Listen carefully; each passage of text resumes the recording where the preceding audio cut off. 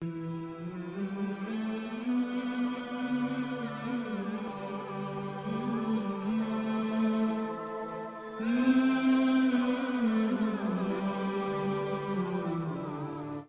ناظرین السلام علیکم ورحمۃ اللہ وبرکاتہ۔ آج کا بیان حضرت عبدالحبیب الطاری قادری کا بیان رہے گا کہ ہمیں زکوٰۃ کسے ادا کرنی چاہیے، کس کو دینی چاہیے۔ تو پورا بیان ضرور سنیں اور اس پر عمل بھی کریں اور زکوٰۃ میں حصہ ضرور لیں۔ تو چلیے بیان شروع کرتے ہیں، پورا بیان ضرور سنیں۔ کثرت سے درود پاک پڑھتے ہیں ان کو کتنی برکتیں نصیب ہوتی ہوں گی۔ تو ہم سب کو مل کر کثرت کے ساتھ درود پاک پڑھنے ہیں۔ آئیے مل کر محبت کے ساتھ بآواز بلند درود پاک پڑھ لیں۔ صلو علی الحبیب صلی اللہ تعالی علی محمد صلی اللہ علیہ وسلم۔ جو نبی پاک کا یہ جو سخاوت والا انداز ہے نا، صدقہ و خیرات کرنا، ہر سائل کو عطا فرماتے، تو یہ بھی ہمارا ایٹیٹیوڈ ہونا چاہیے کہ خوب دل کھول کر خرچ کریں۔ سب سے پہلے اپنی پوری زکوٰۃ ادا کریں۔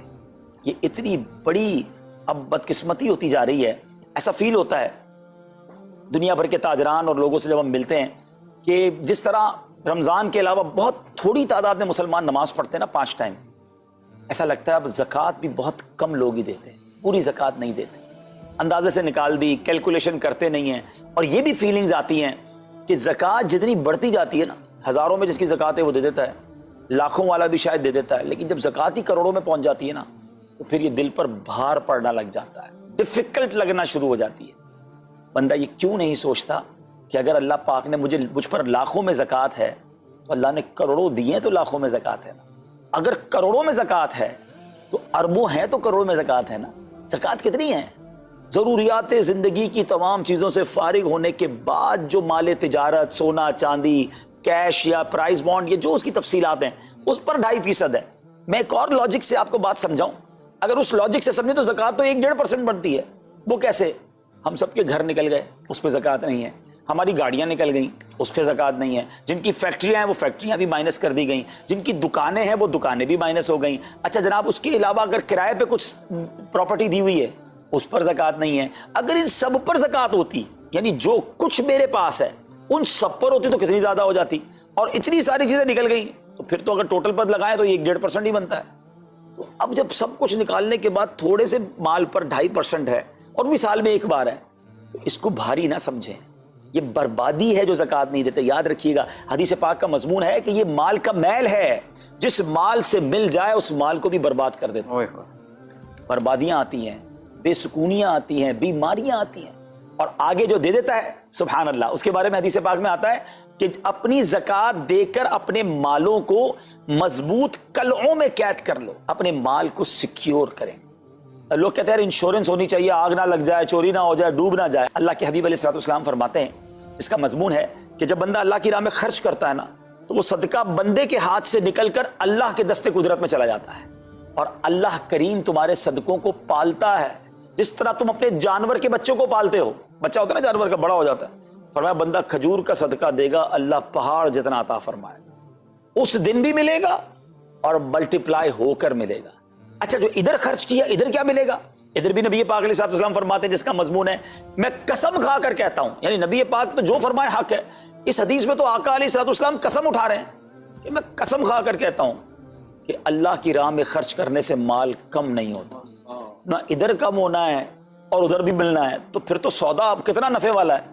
اور یہ آپ چیک کر لیں، پوری دنیا میں جہاں مجھے سنا جا رہا ہے کہ جو لوگ پوری زکوٰۃ دیتے ہیں نا، ان کا مال ملٹیپلائی ہوتا ہے، اگلے سال زیادہ زکوٰۃ دے رہے ہوتے ہیں۔ زیادہ زکوٰۃ کیسے ہو گئی؟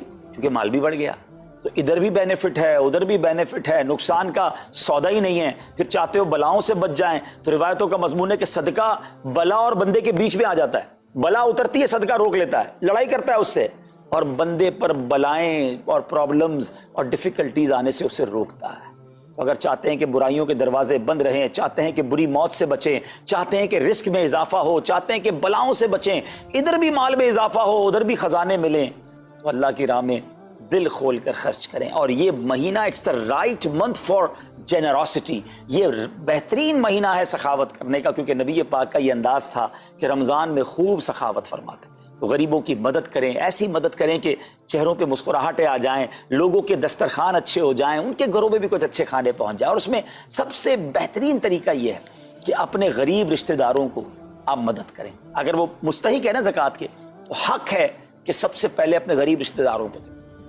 پھر زکوٰۃ بچ جائے تو عاشقان رسول کی عظیم الشان بڑی تحریک دعوت اسلامی آپ کے سامنے ہے جو دین متین کی خدمت کر رہی ہے. جامعۃ المدینہ ہیں, مدرسے ہیں, بچے اور بچیاں عالم بن رہے ہیں, عالمہ بن رہے ہیں, حافظ بن رہے ہیں, ناظرہ قرآن, اور ان سے کوئی فیس بھی نہیں لی جا رہی.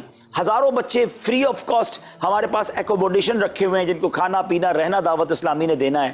آپ ذرا سوچئے یہ امت کی کتنی بڑی خدمت ہے کہ علماء دینا, حافظ قرآن, مسجدوں کے امام یہاں سے پروڈیوس ہوتے ہیں. اور پھر آگے چلیں تو دعوت اسلامی نے اسلامک میڈیم اسکول بنائے دارالمدینہ, پھر سال کی 600 کے قریب مسجد دعوت اسلامی بناتی ہے. میڈیا کے ذریعے جو بے حیائی پھیلائی جا رہی تھی تو مدنی چینل اردو, پھر مدنی چینل انگلش, پھر مدنی چینل بنگلہ.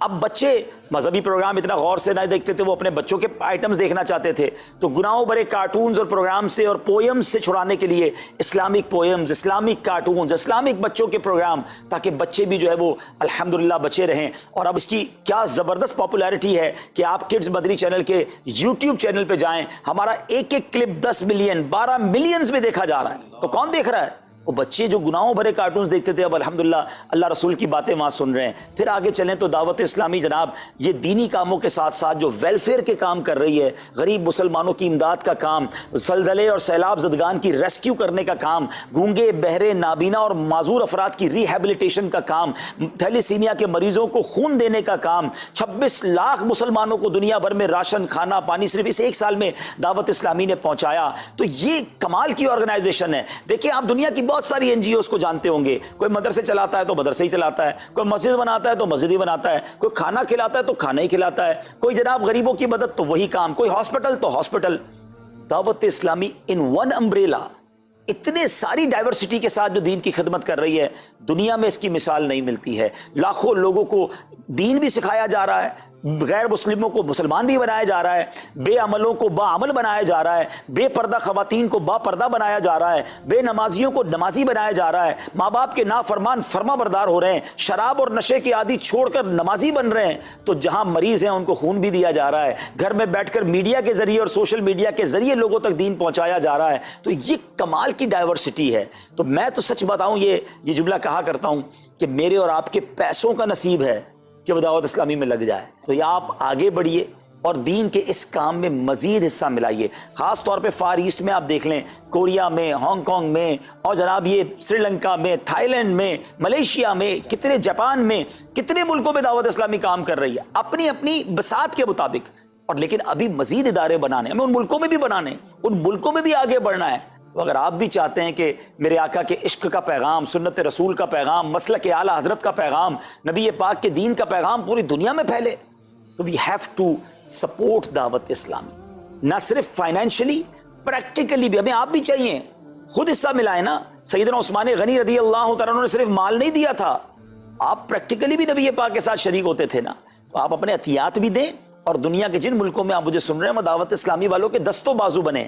کمزوری کہاں نہیں ہوتی, ہاں ہمارے گھر میں کمزوری ہوتی ہے, ہم سب مل کر کام کریں گے تو کمزوریاں بھی دور ہوں گی اور ترقی آ جائے گی اور ہمیں اس کا ثواب بھی ملے گا. تو آج میں دنیا بھر میں جہاں مجھے دیکھ رہے ہیں, پلیز اچھی نیتیں کریں. اچھا ایک بات اور سن لیں, ہم بعض اوقات کیا سوچتے ہیں کہ ہمارے ملک کا خرچہ مثال کے طور پہ $20,000 ہے, وہ ہم لوگوں نے کر لیا, اب اور چندے کی کیا ضرورت ہے. دعوت اسلامی کسی ایک ملک کی نہیں ہے, انٹرنیشنل دعوت اسلامی کے لیے سوچیں. دنیا میں جہاں بھی دین کا کام ہو رہا ہے وہ میرا ہے. یہ میں اپنے ملک اور اپنی سٹی کے بارے میں سوچوں گا تو شاید میں بڑا کام نہ کر سکوں. آپ کو تو موقع مل رہا ہے انٹرنیشنلی مدنی کاموں میں اپنا حصہ ملائیں. تو دعوت اسلامی کو دل کھول کر سپورٹ کریں. ہم انشاءاللہ جتنے عطیات بڑھیں گے انشاءاللہ مزید مدنی کام بڑھانے کا ارادہ رکھتے ہیں.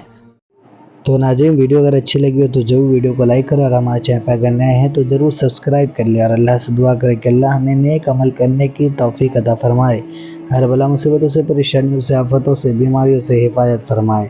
تو چلیے اگلے بیان میں ملتے ہیں. السلام علیکم ورحمۃ اللہ وبرکاتہ. سبسکرائب کیجئے ہمارے چینل ذکر رسول کو اور بیل آئیکن کو پریس کیجئے, جس سے آپ کو ہمارے نیو ویڈیو کی نوٹیفیکیشن ملتی رہے. ویڈیو اچھی لگے تو ہمارے ویڈیو کو لائک کریں اور ہمارے چینل کو سبسکرائب کریں.